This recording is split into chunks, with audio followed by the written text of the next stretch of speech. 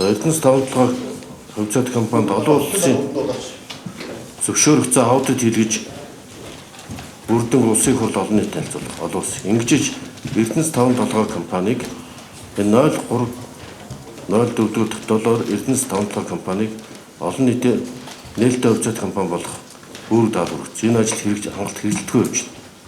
Энэ ажлын шаардлага хангасан удирдлагын багийг нээлттэй сонгох шалгалтаар яалтаа шалгаруулж гол зорилго нь аудит хийлгээд олон улсын нээлттэй стандарт болгоод энд ажиллаж байгаа хүмүүсийн шалгаат хариулах тооцоод нээлттэй ил тод байдлыг хангаад ингээ ард түмний компанийг олон нийтийн компани болгож олон нийтийн хяналтанд оруулж паблик компани болгох ажил хичнээн жил ярьж байна. 1072-д худлаа өөрөөгөө өгдөг нэг нэр зүтсэн.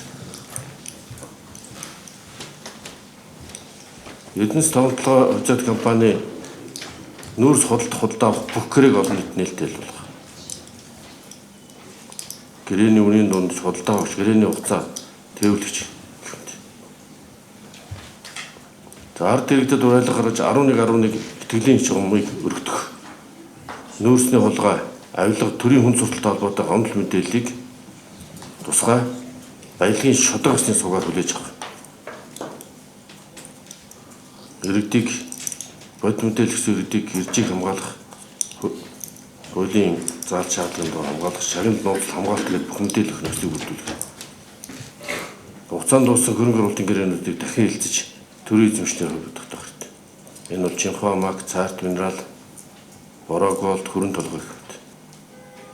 За ийм тодорхой үр даалгавруудыг өгч байна. Баялагын хулгайтай тэмцэх ажлыг улам эрчимжүүл. Бүх шатанд өргөжүүлнэ.